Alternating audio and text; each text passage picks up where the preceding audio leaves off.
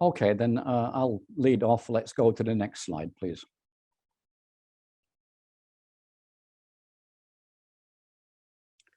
Okay, just a few housekeeping announcements while we start. Will you please mute your microphone and turn your video off until we come to the Q&A session. When we're at Q&A session, it's fine to put videos on and audio to ask questions. You can ask questions at any time by typing them in the chat box and we'll try and get to them. Please only unmute when you're invited to speak during the Q&A sessions. This webinar is being recorded and will be available on the Empower School channels, and the slide deck will be shared with all participants. So please turn the video off and mute your microphone. Next slide, please. So this objective is to give you a chance to ask questions. I will summarize the module first, and then we'll try and give you as much time as possible to ask questions on the course. Next slide, please. So the agenda, we're going to start with the discussion arising from the Module 1 presentations when you asked for more information around expiry dates. So a short presentation around expiry dates, then into the key points of Module 2, Part 1, then a Q&A session, then we look at Module 2, Part 2, how can we implement essential medicine concept, and then the second Q&A session. So it's an action-packed presentation today, a lot of information coming quite quickly. I will need to speak quite fast to get through the material. Next slide, please.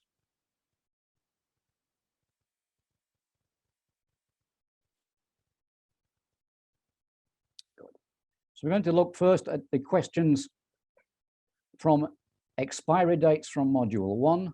FEFO, I think most of you will know, means first expired, first out. You may not be so familiar with DALIs, but we'll explain those in a few slides' time. So we're just talking first a little bit about expiry dates, which you asked for in the Module 1 questions. Next slide, please. One of the first problems around expiry dates is there's a lot of confusion. When you only get the month and the year, what does that mean? Does that mean the first day of the month or the last day of the month? Well, the UK says you take it as the last day of the month. On the screen there, you can see 1, 2, 3 examples from New Zealand. They give different advice. They say it expires on the 1st. Then they say it expires on the last day, and then they say it expires on the last day. So even in the same presentation, they give conflicting advice. The USA says you must always put the year in full. So each country has got different rules and regulations, and there is no international standard around how to format expiry dates. Next slide, please. This slide, different countries, how do we react? So European Union, they says, it's the last day of the month. But then they say on the barcode, or if you enter it into a computer system, you should put the first day of the month. The USA says day of the month is recommended, but not compulsory. It's not a law or regulation. And again, it's the last day of the month, but if you put it into a computer system, you should enter the first day of the month.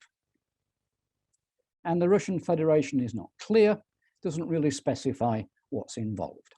So most countries agree, if it's just the month and the year, you should take the last day of the month as the expiry. But if you enter it into a computer system, you should take the first day of the month. And the reason for that is the days of the month are not automatic. Some months it would be 28 days for February, or it could be 30 days, or it could be 31 days. And they're saying to be safe for the computer system, enter the first. But manually, you take it as the last day of the month. So all the regulations around it is quite confusing. Next slide, please.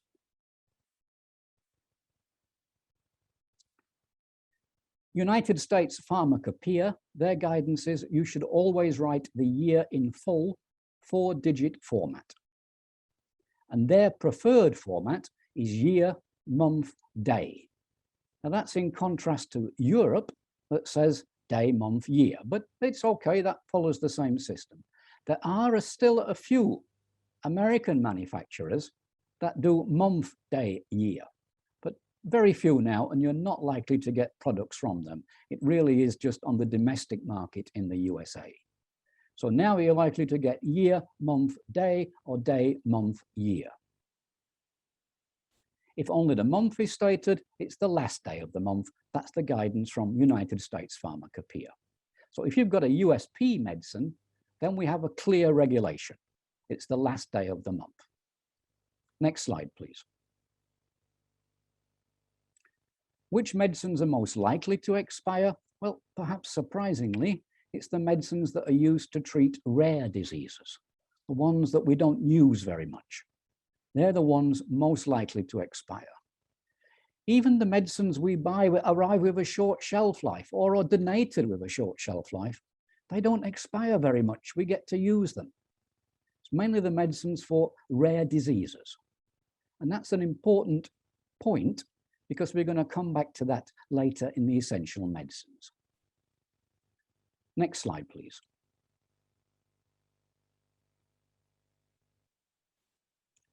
So the basic principle of expired stock is that you should never have expired stock at treatment site, the clinic level, or the hospital dispensary, because you should return short-dated stock to the central level to be reallocated before it expires.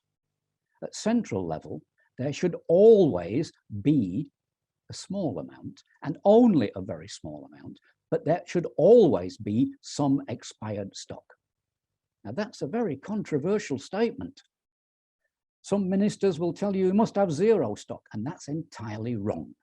And I'm going to explain why that's the case. But let me emphasize, it's only a small amount of expired stock that you should have.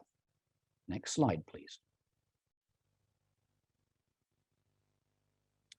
Well, first of all, who says you should have some expired stock? If I'm going to go and argue with the minister and the permanent secretary, I need some real evidence.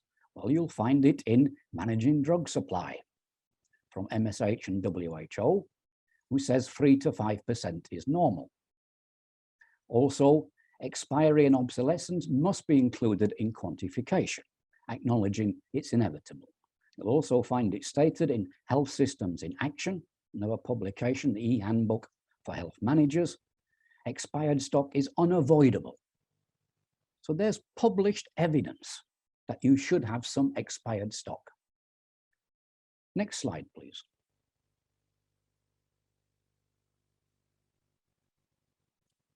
Classic example is anti-snake venom.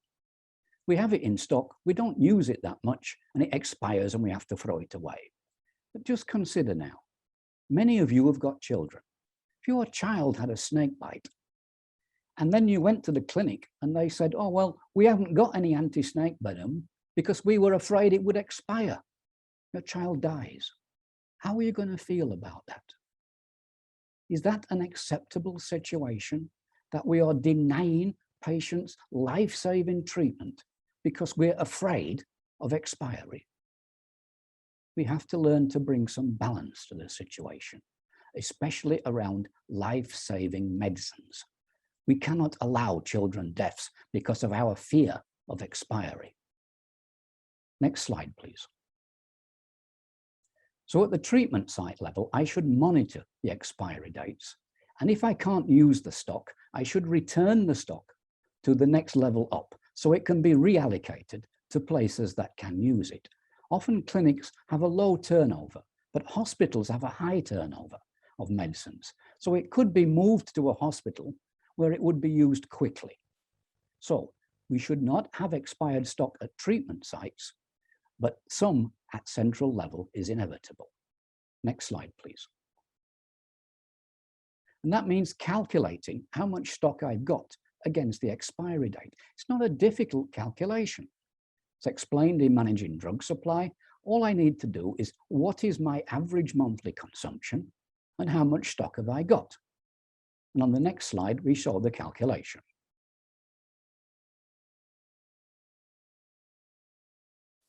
Yeah, please move to the next slide. Good. Okay. So if I've got 200 bottles in stock and I'm only using 10 a month, I've got 20 months stock. If the expiry date is very short, I can't use it all. It should be obvious to me. So all I have to do is calculate how many months of stock I've got, and then reallocate back to the next level in the system so it can be moved to a higher usage site. It's straightforward. It's simple and basic technology to use. We can do it manually, or you can do it on Excel sheets. Very simple and straightforward. If you've got a lot of stock, monitor the expiry dates, send it back. Next slide, please. The situation at central level is different because I keep saying you should have some expiry at central level. And what do I mean by that? Well, I'm going to explain it now a little bit on the next slides. So next slide, please. We've got to balance basically the risk of ordering too much stock or too much buffer stock that might expire and not having enough stock and then denying patients treatment. I've got to get a balance between the two. And that balance is not just about money. Ministry of Finance might think so, but I have to think about everything. And that's the status of the health system, the morale, the future ability of funding. What's the cost of the stock shortage?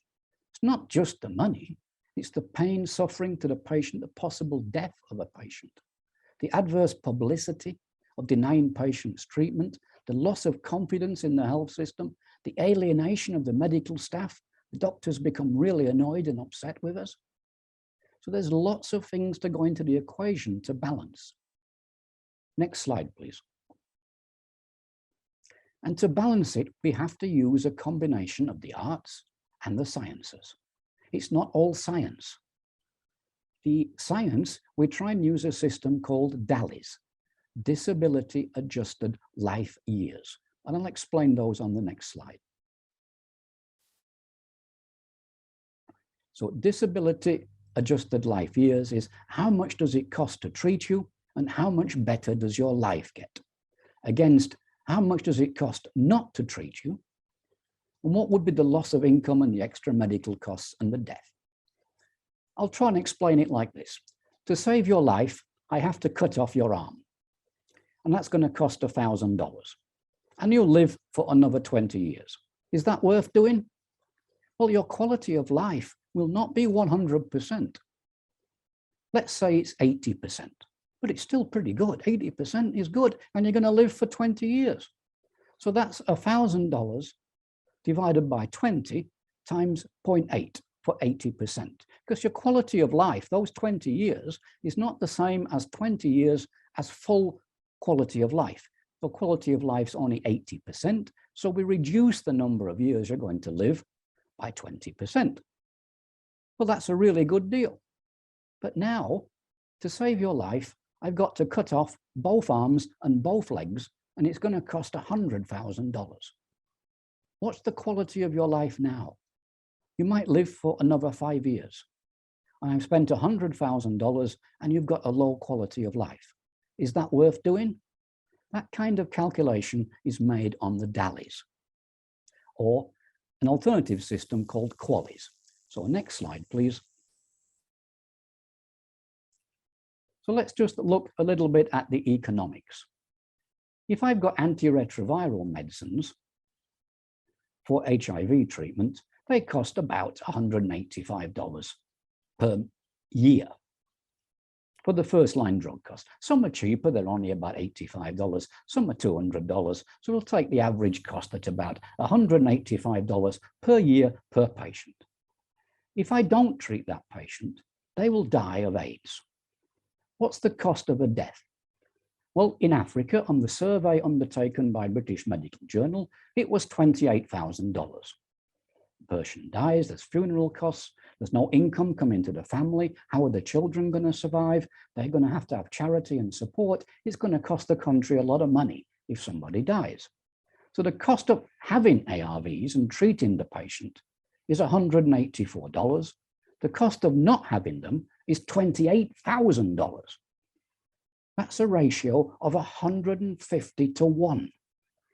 So for life-saving medicines like ARVs, it's cheaper, it's more cost-effective to have 1,800 bottles expire than to risk denying one patient treatment.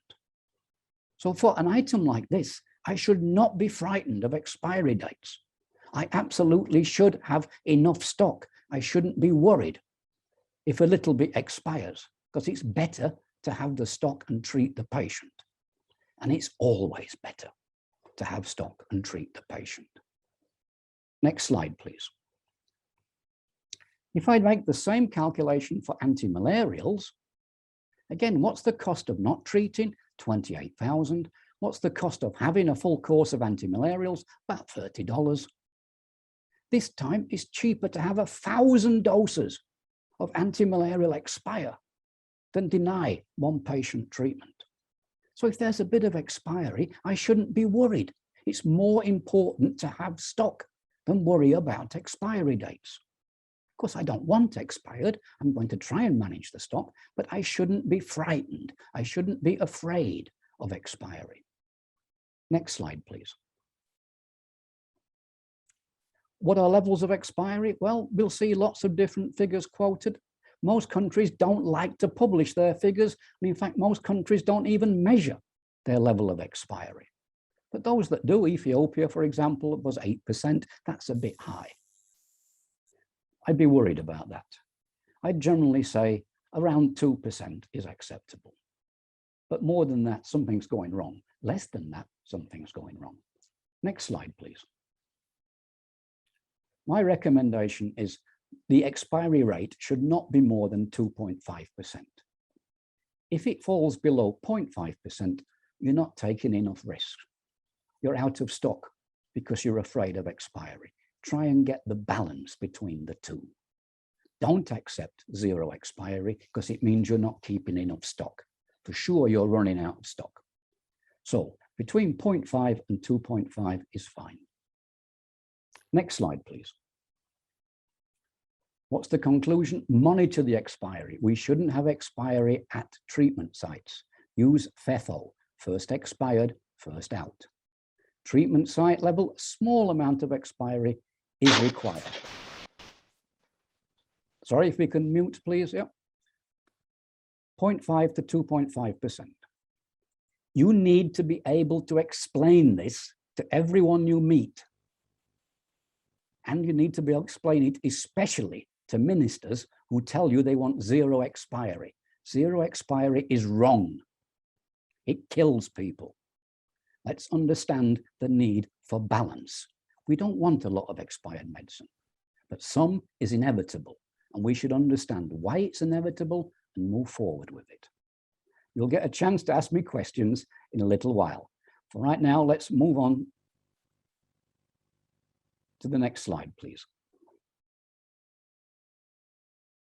Everyone's asking about links. You'll get the slide deck which shows the links. Okay, so module 2, I think you've all completed module 2 now, product selection. Let's go to the next slide, please. This is around the essential medicines concept. And that's a big point. It's a key issue. And on the screen are links to 2 presentations, more details about the essential medicines concept. For us, it generally means the essential medicine list. Okay, next slide, please. The key point around this is the essential medicine concept was established in 1977 when I was fresh out of medical school. It's 40 years ago. It's an excellent idea, but it's been very little implemented. It's just not happened. Countries are not following it. Oh, everyone's got an essential medicine list, but they're not using it. They're not following it.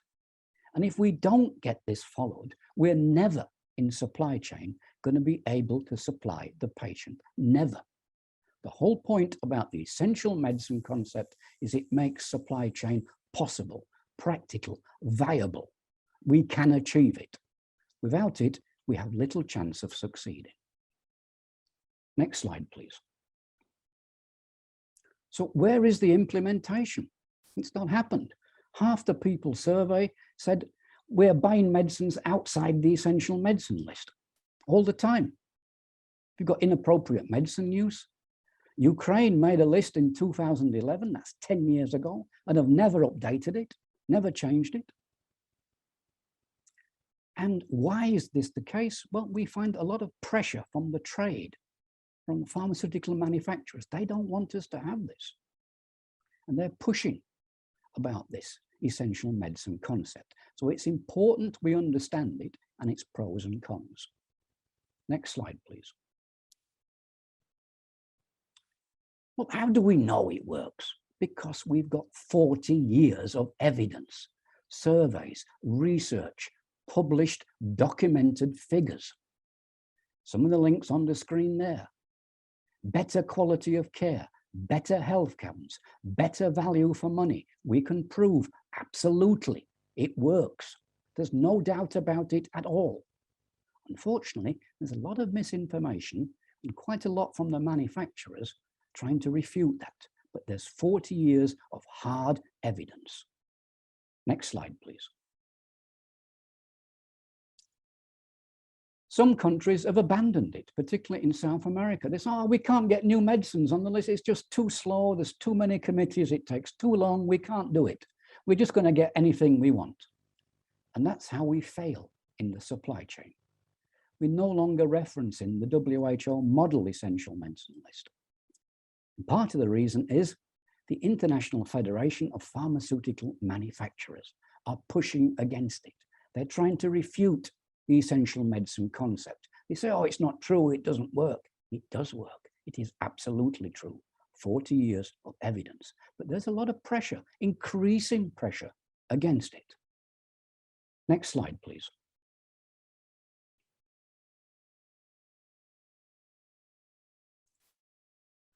Well, what can I do about it? That's all very high-level policy. That's for ministers and permanent secretaries, not me. Well, you can be familiar with the concepts. Be familiar with the evidence that it works. Understand the full implication of implementation. Understand the pros and the cons. Be prepared to advocate. You can ask everyone to mute, please. Can you please mute your mic? Okay. And suggest practical ways in which it can be implemented, which we'll explain. Also start measuring KPI, key performance indicators. Most countries don't do that. They don't measure it and they don't publish it. But there are KPI for essential medicine concept. Start measuring them and start reporting them so you know how well you're doing. Next slide, please. So what's the basic concept of essential medicines? Less is more. Well, that might sound a bit strange. In every country on this planet, no country has enough money or staff or expertise to have every medicine in the world. It's impossible. For low and middle income countries, the average per capita spend is between $10 and $25. In the USA, it's $1,000. They've got 100 times more money than you, and they can't afford every medicine in the world. No country in the world can afford everything. So we have to use a rational system of deciding what works. And that's difficult because the pharmaceutical market and the health product market is a business driven by profit, not medical need or ethics. And I'm in public health. I'm trying to look at what's best for the greater good of the community, not business, not profit. So we've got a conflict. You don't need and you can't afford 5,000 medicines. It's estimated there are more than 100,000 medicines in the world. No country can afford that. Most can't afford 5,000. The vast majority of diseases and common illness we can treat with 400 medicines. 400. That's the WHO essential medicine list. That's all we need. And in supply chain, we can manage 400 medicines. We can do the procurement, we can do the storage and distribution on 400 medicines. We can't do it on 100,000. Not with the infrastructure that we have. We can do it with 400. This enables the whole of public health, procurement and supply chain to work. Next slide, please. I think, yeah, okay. But just a minute, what's the implication of this? I'm going to use medicines which are for the majority of the community. That's the essential medicine concept. And that means for very rare diseases, I'm not going to have any medicines. You're not going to get treated, and some patients might die.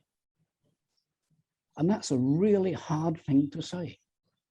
And what do we mean about these rare diseases? Well, different countries have different classifications, but generally it's less than 1 in 1,000 or 2,000. So EU, it's 5 in 10,000, 1 in 2,000. In the USA, they do it about 1 in 1,500. In Japan, 1 in 2,500. But these are very rare diseases. Very few people have them. And there are about 8,000 of them.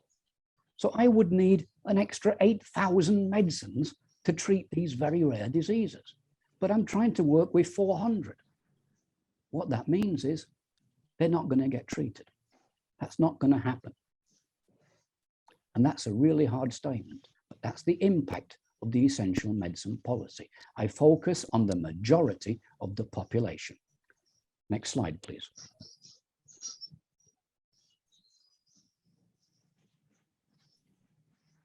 The essential medicine list is not static. It changes all the time because disease profile changes. 10 years ago, most low and middle income countries had very few non-communicable diseases like diabetes and hypertension. Now they're moving up the list. They're more important. There's more of it about. So I have to change my essential medicine list regularly. And WHO does. It updates it every 2 years. But national essential medicine lists sometimes have not been updated for 20 years. And that's why they fall into disrepute and people go outside the system, because we're not keeping them up to date. Next slide, please.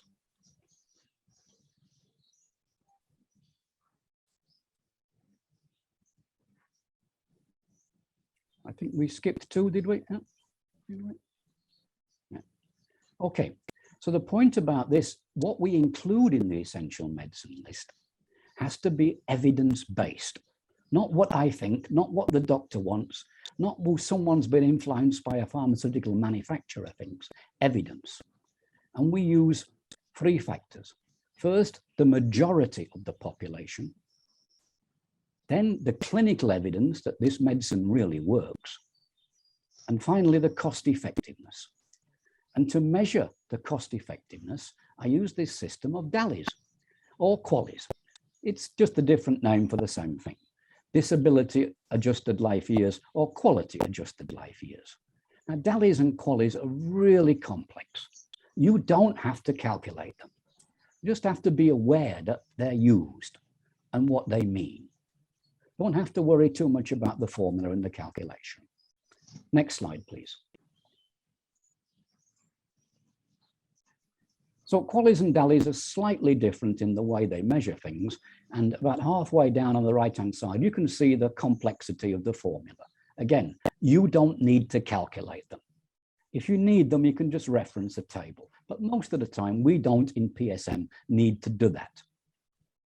Other people, the epidemiologists, will take care of that. We just need to be aware of the concept. This is how we measure cost effectiveness using the QALY-DALY technique.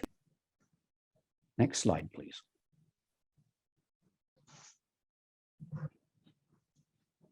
Here is a table of QALYs and DALYs. And if you look middle top, you see low income countries. Lower respiratory infections, 76% of the DALYs. That's a really high incidence. Pneumonia. If I go down now to high income countries, that's not there. There's no lower respiratory infection. They have a different disease profile to me. So why do we keep wanting to get medicines from high income countries into our low income countries? They're not appropriate. We have a different disease profile. And that's why we use the DALYs to calculate what the disease profile is, to see what's important to us. What's important is medicine for malaria. And that's number 4 on the low-income countries. Where is malaria on the high-income countries? It's not there. That's not important to them. It's important to us. So we make our disease profile on what's important in our country. Next slide, please. Which medicines work? Well, there's clear published information, and it's all put together in a system called the Cochrane Evidence Essentials. They review all the publications and they put them all together, and they tell us exactly what the status is of the research, of every study that's been done. It's peer-reviewed, systematic evidence. So we know if this medicine really works or not. We're not going on just, I think, real clinical trials all pulled together from around the world in the Cochrane reviews. Next slide, please. Then I use the DALY costings.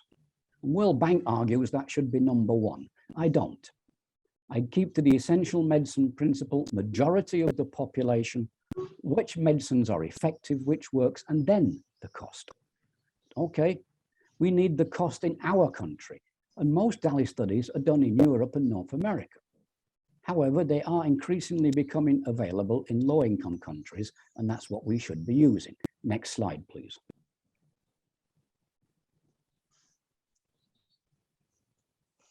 So I'm going to use the DALY costing to tell me which is most cost-effective. I want to add a new drug into the essential medicine list. Does it meet the majority of the population? Does it work? And is it cost-effective? Well, let's look at the case of fixed-dose combinations for HIV, the antiretrovirals. Fixed-dose combination, does it work? Yeah, lots of published evidence. It's in the Cochrane review. HIV is a major problem in most of our countries. Is it cost-effective? We look at the DALYs. The DALYs say, yes, it is. Then that's fine. We use it. 3 criteria that we use for selecting the medicines. Next slide, please. And generally, we look at disease priorities. We look at what's there, and below $10,000 per DALY is considered cost-effective. It varies between different countries, depending on the economic level, and each country sets its own level for what is cost-effective on the DALY. Next slide, please. And here is a chart of DALYs. So it's a bit hard to read, I know, on the screen when it's very small, but down the bottom we can see malaria, intermittent therapy for pregnant ladies. It's only about $10 per DALY. That's really cost effective. That's fantastic. I absolutely should be doing it.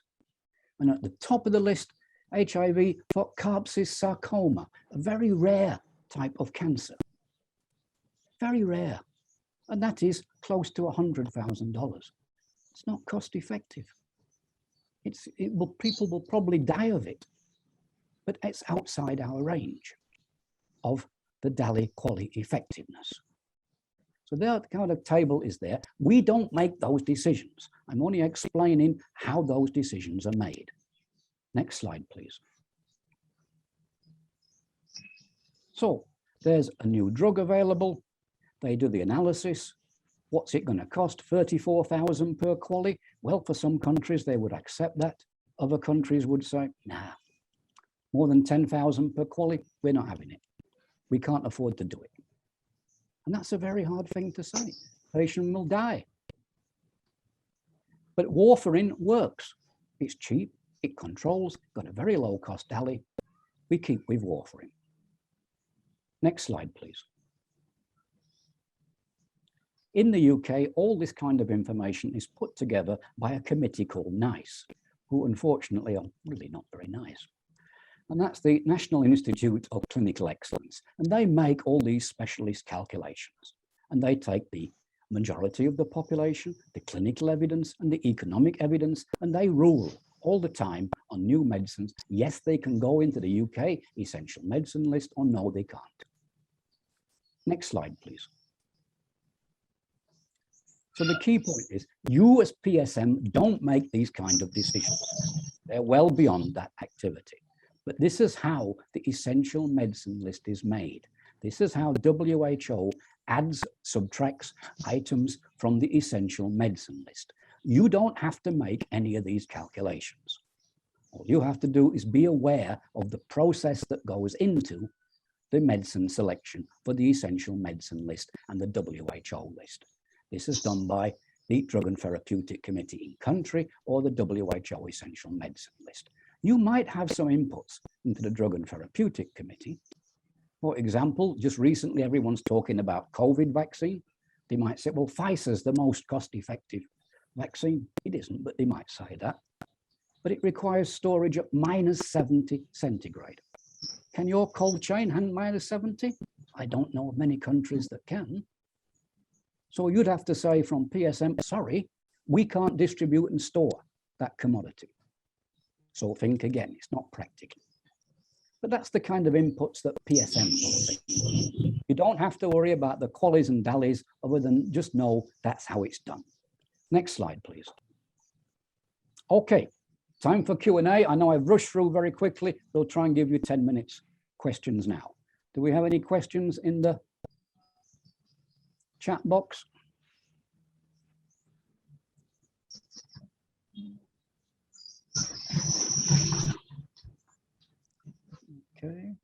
Okay, if anyone wants to ask a question, please just unmute and go ahead and ask a question.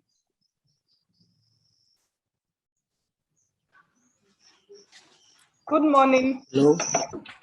Good morning. Yes, Rantu, is it? Rantu Gali? Yes. Please go ahead. I am a citizen of Niger, and Yes. the Drug and Therapeutic Committee registers any drug that meets the standard of quality required, even if there are hundreds of that type of drug in the country. So what should be done? What should I tell the Drug and Therapeutic Committee about this? Okay, that's in two parts. Registration is to allow the drug to be sold in the country. Yes. That's fine. The essential medicine list is what the public sector provides. So you can allow the drug to be sold in the country, but it will not be provided through the public sector. The public sector follows the essential medicine list only, about 400 items. You can register the drug, let them sell it, that's fine. But we don't use it in the public sector. We only use the essential medicine list in the public sector. But unfortunately, even in the public sector, most of the time they give prescription for patients to go to the private sector and acquire the medicine. License. Yeah. About 50% of countries do that. That's why we say the essential medicine concept is not being implemented. Why?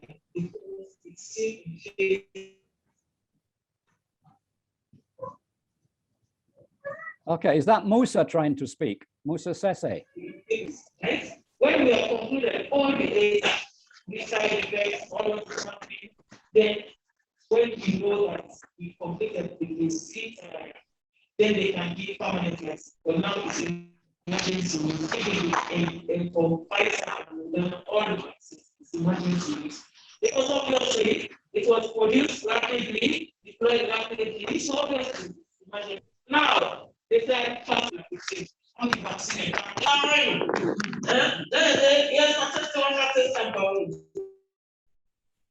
Okay, it's a little difficult to hear, but I think we got your point there. Okay, I have the hand showing from Morton Kunga. Morton, would you like to ask a question? Yes, Professor. just trying to understand, you mentioned that for expiries, you don't have to exceed 2.5%. So that is more or less what is accepted. But I just want to appreciate what goes into that. What is the numerator and what is the denominator? Normally we do it on value, 2.5% of the annual turnover of the central level. So are you saying, or let's say we have some commodities that have expired like now. So are you taking the value of that over the annual, more or less what expires over a period of time? I'm going to say the annual turnover. For some countries, they run annual tenders. So it would be the annual tender. But some countries buy 2 or 3 times per year. So it's the annual turnover of the central stores. Okay, thank you very much. Okay, Naya Fidelis, I see your hand is up. Would you like to ask a question? Yes, good afternoon, everybody. I'm sorry for joining a bit late. I'm faced with a scenario where you have a drug on the essential medicine list selected by the therapeutic committee, but this drug is not registered in the country, and pharmaceutical manufacturers have not seen any motivation in the market sphere to encourage them to come and get that drug registered in the country. But it's on the essential medicine list, and it is you need to procure it. How do you face such a challenge? Okay, normally we use this French word, derogation. So we issue a waiver. It's particularly the point for new medicines. So the new TB medicine, bedaquiline, is not registered in many countries. Most countries have almost no private sector use for it. So the manufacturer is not going to register it in the country. So in that case, we issue a derogation, a waiver to allow the importation for use only within the public sector. That's the normal way we handle it. Okay. Oh, okay, sir. I wanted to ask in regards. Yep. I wanted to ask in regards to what he just asked you. I don't know how it is possible that maybe upon accepting medicines into the essential medicine list, they can actually put a drug that is not registered in the country or is not available. How does that work? And what are the criteria of selecting a medicine into or accepting a medicine to be on the essential medicine list? Because I know that cost and probably the quality or the amount of benefit that a patient can get from consuming that drug should be some of the reasons. Again, there are 3 criteria for adding to the essential medicine list. It meets the needs of the majority of the population. The drug is effective, it is proven to work, and it is thirdly cost effective.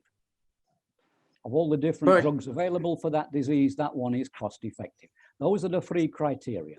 How can it be on the list when it's not registered? Very easily. WHO is about to add 40 items to the essential medicine list. 40. Okay. Almost no country will have them on their essential medicine list yet. Okay. So, because we must always update the essential medicine list, keep it up to date, we find that items can happen that way. So new items, that's common, and we issue this derogation. The point is the derogation shouldn't go on for very long. 1 or 2 years until we get the essential medicine list updated. Not forever. Okay. But it can happen. So I want to ask that, does it not really go back to have a kind of impact on the ability of the patient to have access to those medicines? Or maybe now, let's say at the level of the public sector, does it mean that those prescribing have to be prescribing substitute medicines because the ones that are on the medicine list, essential medicine list, are not available? Yes, I mean, if you look at the UK, in the UK, if a general practitioner, a doctor, writes a medicine that's not on the essential medicine list, he gets charged for it. They will send the bill to him. Okay, thank you very much. Not many doctors go outside the essential medicine list. Okay, thank you very much. Okay. I think the scenario is quite different in Africa, where the essential medicine list is there, and then maybe we can have shortages or the medicines are not really available, and somebody that is prescribing has to prescribe away from the essential medicine list in the public or in the private sector the same. There's lots of challenges, but we have to try and get the essential medicine concept promoted and implemented. Then we've got a chance of making the supply chain work. Okay, Abbas Hamza, please. You've got your hand up.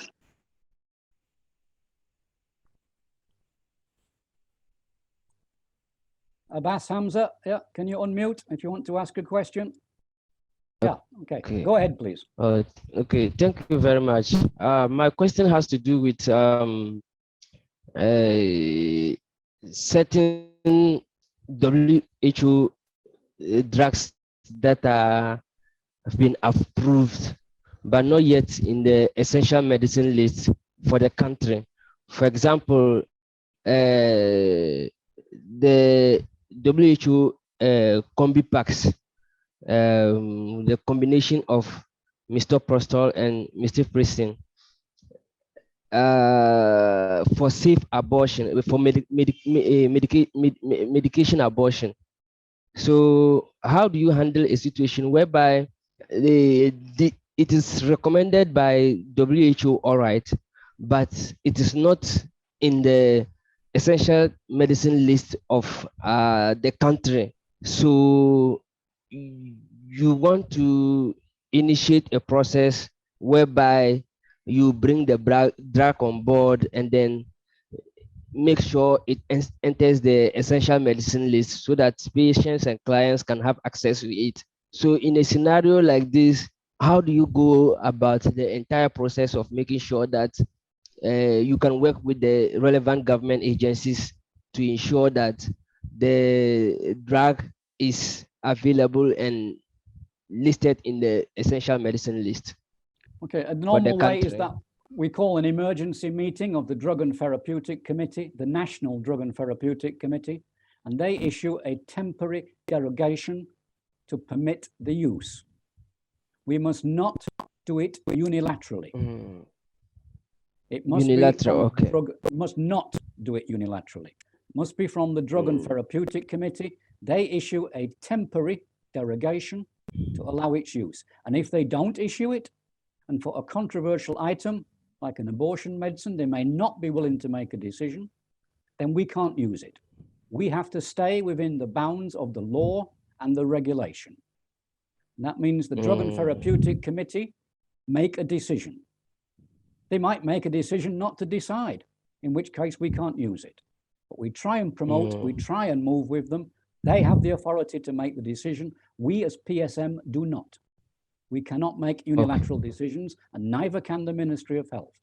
The statutory body is the Drug and Therapeutic Committee. They have the authority only. Okay, so the drug and therapeutic. Go ahead. Just a follow up. So the drug and therapeutic committee is available in every country, because in Ghana, for instance, I only know of the Ghana Standards Board that issue licenses or decide which drugs are both traditional and local and whatever, decide which one should be in the market and then which one is permitted to be in use in the country. Right, the medicine board is for registration, not for the essential medicine list. That's the essential medicine list committee. It's probably 12 years since I was in Ghana, but it was active then. There is a national essential medicine list committee. They will decide. They can issue a temporary derogation for its use. Okay, I'm sorry, I'm going to have to move on. So I'm going to stop the Q&A there. We'll go to the part 2 of the presentation. Time is getting on very much. So, okay. So what's the impact of this approach of the essential medicines? Well, there's a new cancer medicine and it will extend your life by 3 months, but it costs $10,000 per day. Can we have that? Simple answer is no. If you decided to supply that medicine, 90 days at $10,000 That's $90,000. Most low and middle income countries, their per capita medicine spend is about $13. That means to provide one patient, 70,000 patients would get nothing. Is that fair? Is it equitable? Is it reasonable? So the criteria for essential medicines is majority of the population, the drug works, and cost effective. And that means very hard decisions. It means we're going to deny some patients treatment. They're not going to get it from the public sector. That's really hard. And that happens in all countries. It happens in North America. It happens in Europe as well. They can't afford every medicine either. There are always new cancer therapies available. They're always slightly better, but they're massively expensive. And they say no. The NICE committee in the UK regularly says no to new medicines because they're not cost effective. Next slide, please. Well, what about new medicines? We take the guidance from WHO. Everyone's asking about COVID medicines. Well, at the moment, there are no specific COVID medicines. There's a vaccine, but most of the treatments are around conditions. Many patients with COVID also develop pneumonia. We already have medicines for pneumonia. They develop lung problems. We have medicines for lung problems. But WHO will shortly issue guidance on COVID medicines. Until they do, there are no specific COVID medicines. However, there are new medicines added all the time, about 40 coming soon. But they added bedaquiline more than 10 years ago. Most countries have still not included it on their essential medicine list, and they're still not using it. The first anti-TB drug for 40 years. And we've not updated the essential medicine list, and we're not using it. And that's why we say essential medicine concept is fantastic. The implementation is very poor, and we have to try and improve it. Next slide, please.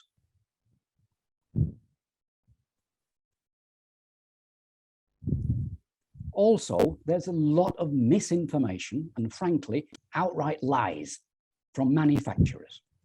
Most of their information, in fact, is not lies, it's half-truths, mixed in together and confused. And just as an example, everyone talks about how much the big manufacturers spend on research, and it is billions of dollars.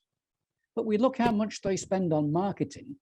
They spend nearly 20 times more on marketing than they do on research. So be aware, there's going to be a lot of opposition from manufacturers to the essential medicine concepts. There's regular violations, there's ethical, unfair practices going on all the time. They will push against the essential medicine concept. Next slide, please. But what's my role in all of this? Well, your country national essential medicine list. Be aware of it. Try to ensure that procurement takes place from the essential medicine list. If there are new medicines, have we got derogations? Are we following the rules and regulations? There are new medicines being approved by WHO all the time. Try to follow the WHO essential medicine list to see what's happening. Support the Drug and Therapeutic Committee when you're possible. Make inputs when you're asked. But understand our basic concept. No country on this planet can afford every medicine. We have to try and restrict it rationally, ethically, fairly. And we do that with the essential medicine concept. Next slide, please. And that means drug and therapeutic committees. What kind of inputs can I make to them? Well, I was doing a survey of the clinics and I found that the bottles are open too long, the capsules are withered and they're all looking terrible.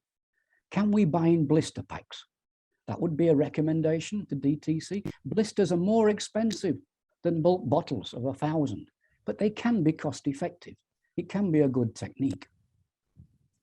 You notice that there's a new malaria treatment from the WHO website.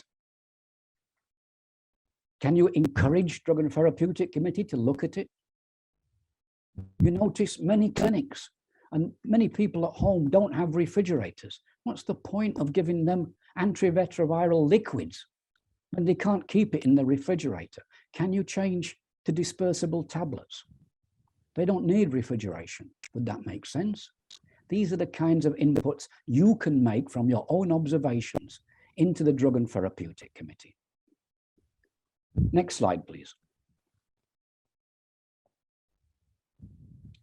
Use of generic names. Well, does it really matter if we use generic names? Yes, because manufacturers spend a lot of time trying to get brand loyalty, developing brand loyalty, because they know it's cost effective and it brings business back. That's why we try and use generic names. That's why it really matters that we use generic names all the time. We get away from this brand loyalty and the manufacturer's influence. Next slide, please.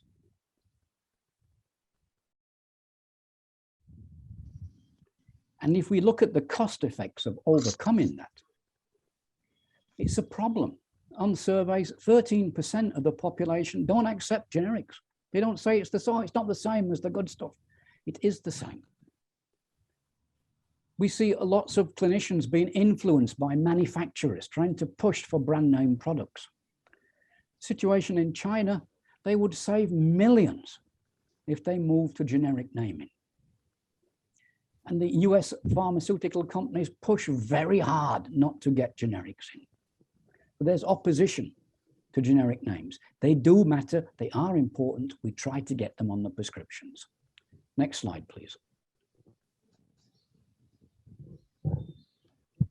So are brand name and generic drugs always identical? No. Sometimes the brand names are better. They really are better. The point is, I don't need better, and I'm surely not going to pay for better. What I want is the pharmacopoeia specification. That's what I want. Don't need anything more than that. I will not accept anything less than that. So some formulations of aspirin and paracetamol are microfine. They dissolve much quicker than the standard pharmacopoeia formulation. It means they get pain relief in minutes. I am not going to pay 3 times the price to get pain relief 10 minutes earlier. That's not what I'm doing. I'm doing essential medicines. So I'm going to follow the pharmacopoeia specification. I don't need beyond the pharmacopoeia specification. That's all I need, and that's what I insist on. So brand names will try to promote, will try to push, and they have some evidence for that, but we don't need that. We're not paying for it. Next slide, please. The essential medicine list is not static. It's changing. It needs to be updated all the time. COVID drugs are one issue, coming soon, we hope. But remember, continuous updates, not one time and then forget about it. And that means committees and meetings and putting time and effort into it. Next slide, please.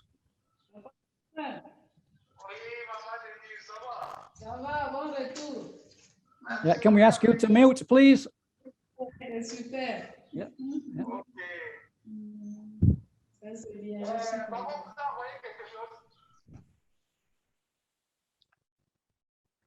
There is a lot of variation between countries on essential medicine lists. The WHO list about 400 items, and we see countries up to 900 or 1,000 items. The median is 310. You might look at the links later and see where is your country on the list, how many items do they have on the essential medicine list. You don't need 900 items. We can address most disease profiles with around 400 medicines. Next slide, please. And a plot around the world, where are the worst offenders? And you can see India is one of them. They have around 900 items on their essential medicine list. Next slide, please. What does this mean then? The essential medicine list continues to evolve. It's doubled in size since it was first written. But we have to get implementation. EML is a great idea, but only if it gets implemented. Next slide, please. ATC, this classification system of anatomical therapeutic chemical, confuses a lot of people. Some of the pharmacists will have learnt about it at pharmacy school. It's just a way of classifying medicines by different groups. So that helps us put together different groups and find the medicines that we need. ATC. Next slide, please. It's quite a complex system. We don't make the ATC classifications. We just accept them. Okay. So don't worry about it. We just find them from the Pharmacopoeia and other references. Next slide, please. Okay. So here's an example of the International Drug Price Guide. And if I want to know what insulins are available, I will look up ATC code A10A and I get a complete list of all the insulins. So if I'm a new doctor and I want to know what have I got to treat diabetes, I can look up the code A10 and I'll find all the medicines to treat diabetes. So it's a way of classifying different groups of medicines. Next slide, please. Well, what's this got to do with PSM, all this technical classification? Because increasingly, we need to report by ATC, by group. If say I'm out of stock of doxycycline, is that really important when I've got another 10 antibiotics I could use? Well, it's important, but it's not critical. So understanding stockouts by ATC is important, and WHO is now asking that stockouts are reported by ATC. Next slide, please. So here's a report showing the different stockouts by ATC. We can see that in 2012, anti-infectives were the most commonly out of stock. By 2018, that was no longer the case. It was now cardiovascular products. And that just shows the rise that we're seeing in non-communicable diseases in low and middle income countries. We're seeing more hypertension, more diabetes, rather than just disease burden from classical communicable diseases. Next slide, please. So what works? Implementation. Getting these essential medicine concept implemented.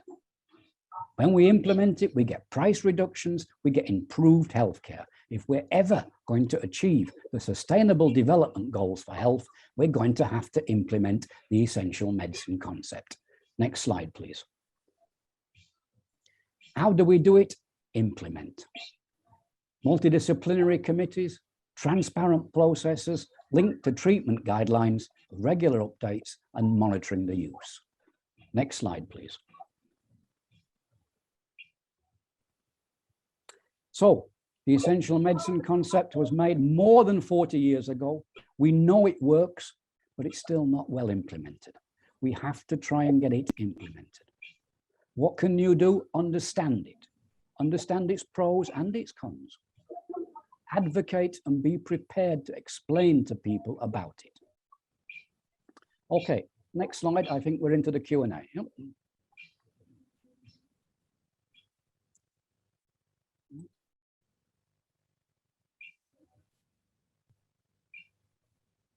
Okay. Right, do we have any questions?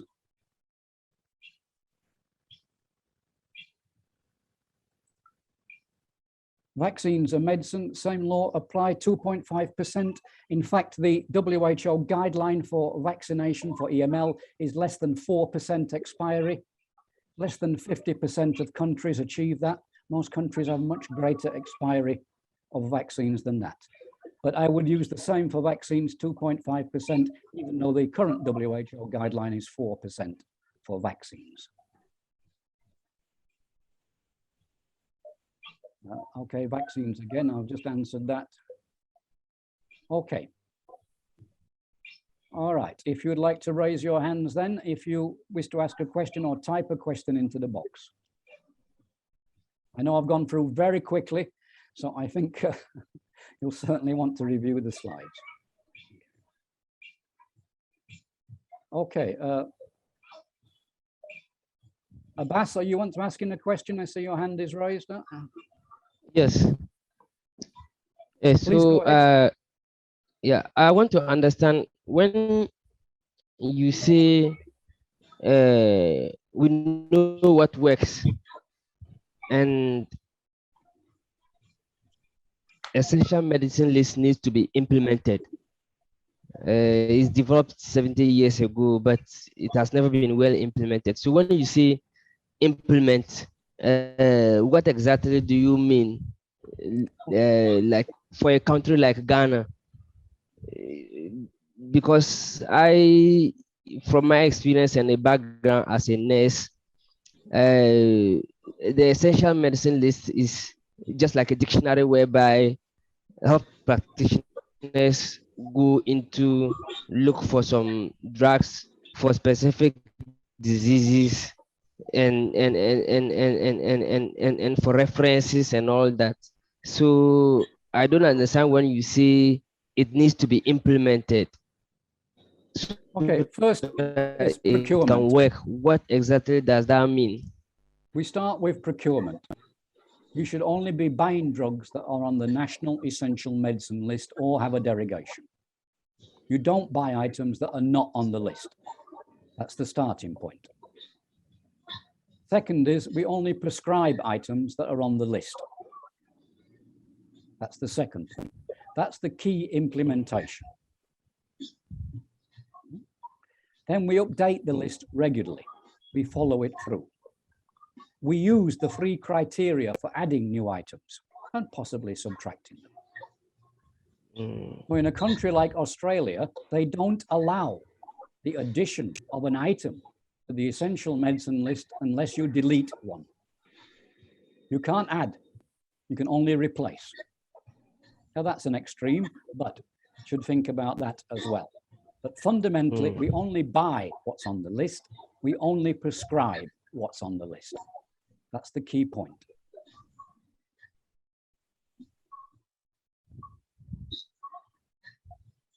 Okay, I'll move on quickly. We got a few in the chat box. Is it appropriate to record all medicines in a country's standard treatment guidelines in the National Essential Medicine list? The simple answer is yes. We hope the two are coordinated. We hope the two go together, but yes, that's the case. I've got, how do we get brand names? We go and talk at medical school. We go to the doctor's school. We give talks. We give lectures. We explain to them the importance. But bear in mind, there's a lot of manufacturers pushing them to do otherwise. Standard treatment guidelines, I think we've answered already, yes. The two should be together. What's in the standard treatment guidelines should be on the essential medicine list. What's on the essential medicine list should be in the standard treatment guidelines.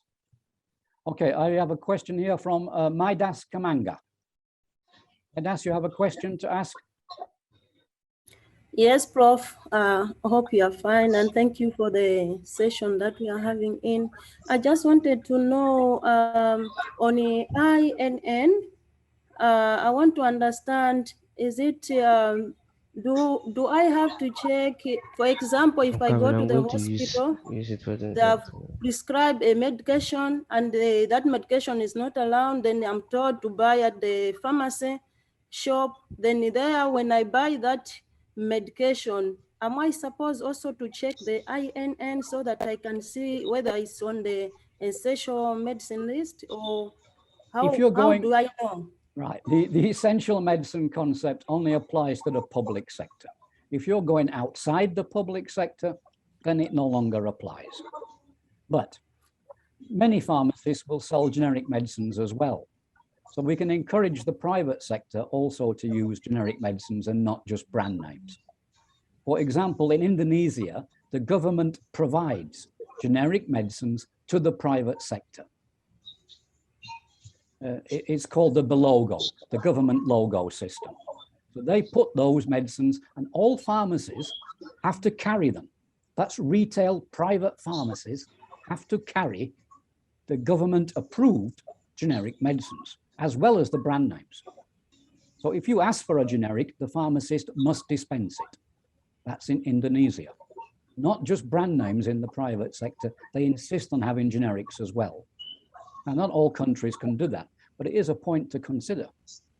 thinking about that. But again, most countries, it's only within the public sector that the essential medicine system applies. Although increasingly now, American insurance companies, health insurance, are following and are insisting the same. The insurance companies, private sector, are insisting on their own essential medicine list. So it's coming to private sector too, but not yet. Okay. Naya Fidelis, I see you've got your hand up. Do you wish to ask a question? Yes, thank you again very much, Prof, and very enriching lectures we're having with you here. I totally agree, and I'm very okay with the fact that the branded medicines have little formulation technology, which the generic don't have, but it's not worth it for the amount of money they're charging for them. But we are facing Africa with a scenario where our regulatory authorities, our national control laboratories are not capable of doing detailed pharmacopoeia specification to a certain quality of the generic medications. Very few countries in Africa are able to do bioequivalent studies for generic medicines as per to compare with their branded counterparts. Then looking at the biopharmaceutical classification system, we are sure about drugs of class 2, 3, and 4 that have either problem with solubility or permeability. Now, if you're in Africa, where you cannot ascertain bioequivalence of the generic medicines, you're not sure and you don't have any tool to ascertain the quality that the generic medicines do meet the same bioequivalent like a branded counterpart. How do you go about it to ensure that it's the generic medicines that are put on essential medicine list and that they'll serve the quality purpose which they're supposed to serve? Okay, on the average essential medicine list, there are about 18 medicines which have bioequivalent issues. Yeah. The tool that we have is GMP, Good Manufacturing Practice. Now, GMP is the same standard pretty much all around the world. The problem is the ability to enforce that standard. Yeah. Varies between countries. So we accept WHO GMP or Stringent Regulatory Authority. And there's a list of stringent regulatory authorities on the WHO website. Which countries do we know can enforce the GMP? And we only buy the medicines from GMP, SRA, or WHO certified sources. Those will have bioequivalence certification. That's on. We'll cover this topic in detail in the quality assurance section of the course. But basically, that's how we do it on bioequivalence studies. We use SRA GMP certification. And people misunderstand. SRA is the authority certifying the GMP, not the country of origin. So a number of Indian manufacturers have GMP certification from the USA, from Europe, and from the UK. They're manufacturing in India, but they're certified by the UK or Europe Medicines Authority. So they have GMP conforming to that. So we specify as part of the procurement GMP from SRA or WHO pre-qual suppliers. That's how we get, without specifying brand names, the bioequivalence, because they have certified bioequivalence. Does that answer the question? Yeah, somehow, but I still have a little worry. Experience have shown that some of these ancient manufacturers, despite being enlisted as having certified GMP certification from WHO or European countries, have parallel production line where some GMP process are shunted when producing for the African market. Consequently, they end up with products. Heading to Africa where they know the regulation is weak, that do not meet GMP specification or quality specification. Yes, I'm sure that's the case. I mean, if we look at a large Indian manufacturer like Cipla, yeah. Yes. Cipla has 14 manufacturing sites in India. Only one is WHO GMP approved. Yeah. So which site did your medicine come from? We cannot Public know. sector. You can know because it states on the GMP certificate. Okay. Yeah. Okay. You can know because the GMP certificate of a salad is specific, not just to the site, to the actual unit in the site. It Okay. mentions it, it's on the certificate. So by checking the certificate, you can know. Absolutely. Now, for the Okay. private market, they need to do exactly the same. Do they do it? Often not. Do they have the knowledge and experience? Often not. We in the public sector have that, and we can try and promote it. Okay, we'll talk more about bioequivalence in the quality assurance module, okay? Okay. So I'll try and go on to other people because time is getting very short. Okay. Okay, do we have, if you have a question, raise your hand. I don't see anything in the chat box. Oh, can the essential medicine list also include diagnostics? Yes, as well as the essential medicine list, there is the essential devices list, and there is the essential equipment list. WHO runs them as well. So there's a whole list of medical devices, exactly the same format, and medical equipment, exactly the same format. Different places on the WHO website, exactly the same content, devices, and which include diagnostics and equipment. Okay. Odol, Amikoe, you wish to ask a question? No? Okay. All right. Do we have examples from countries with digital EML that can be accessed, like mobile phones? Yes, you can find it in Indonesia and in Thailand. Unfortunately, in Thailand, it's in Thai language, and in Indonesia, it's in Indonesian language. And I guess not many of you speak either of those. But they are available in those, and the UK one is also available online, but it's not free. Okay. I will try and find some links for you of ones in English and French which are available. But yes, they are, and the general recommendation is to put the EML digitally online where everybody can access it. Okay. That answered my question. Okay. All right.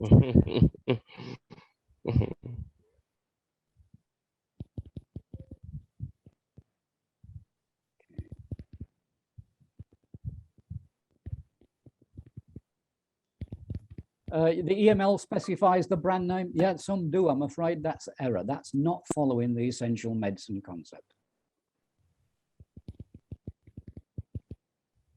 Okay, one new message. Okay. Okay. All right, if there's any more questions, please raise your hand and I'll try and come to you. I got Midas Kamanga again. Okay. Yeah, Midas, if you have a question, go ahead.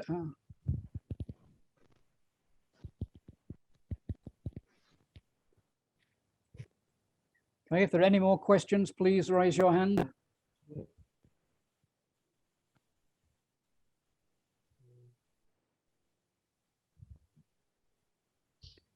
I know we've gone through today very quickly because of the time limitation and it's a big topic.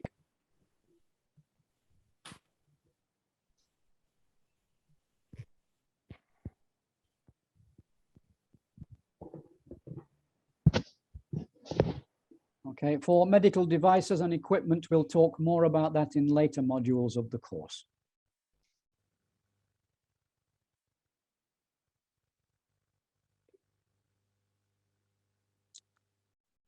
Okay, last chance for questions. New message, okay. Are countries with weak regulatory authorities allowed local distributors to import finished products made specifically for them? Allowed, it's up to the country to decide what is allowed. There is no international guidance on that, on contract manufacturing. No, it's up to the country to decide on that.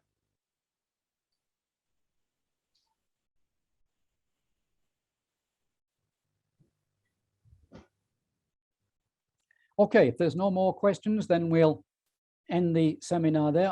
Abbas Hamza, I see you're unmuted. Do you want to ask a question? Yeah, sure. I just wanted to say that if get me the links to the digital platform of the EML available in those countries, so that I will see how it is to enable us advocates to have something similar like that in Ghana. I'm sorry, it's a little difficult to hear. Can you just put something in the chat box and I'll try and answer it? Yeah, I'm saying that That's better. Yeah. Okay. I'm saying that I'll be glad if you could share the links to the Indonesia and Thailand digital EML and the one that you said UK online, so that I will just look at them and then I can try to advocate for us to have something like that, something similar like that in Ghana. Okay, sorry. The Thai one is in Thai script. So kun putภาษาไทยได้ไหม? No, okay.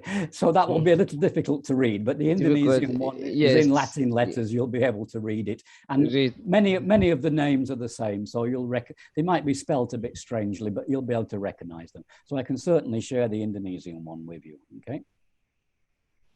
And I'll try and find some English language ones. Okay, a question I've got here, why is it on certain medication packs only for sale in Africa?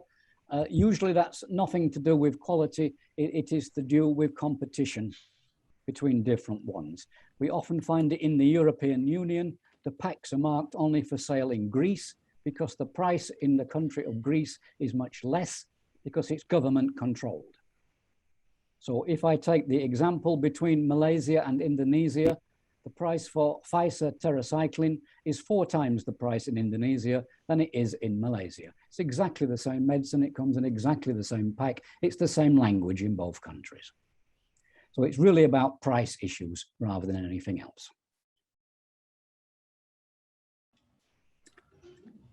All right, we're just about out of time. I can see 1 minute to go. So I'll say thank you for sitting through this. I notice a number of people working in French. Remember, the course is available in French language if that's more convenient to you. And there are French language webinars available as well, if that's easier for you to follow. Okay. All right, so I'll say good night to everyone. Good afternoon, good morning for some. Thank you for joining us. And if you have any questions, put them forward, ready for module 3 in the next webinar around procurement. And I will produce links for you on online EMLs. Thank you very much, Prof. Thank you very much. Okay, good night to all. Thank you very much. Thank you. Thank you so much. Thank you very much, Prof. Bye-bye. Thank you. Thank you for this best presentation. Good. You will receive the slide deck, which has got all the links, and the recording will be on the Empower site. Thank you very much.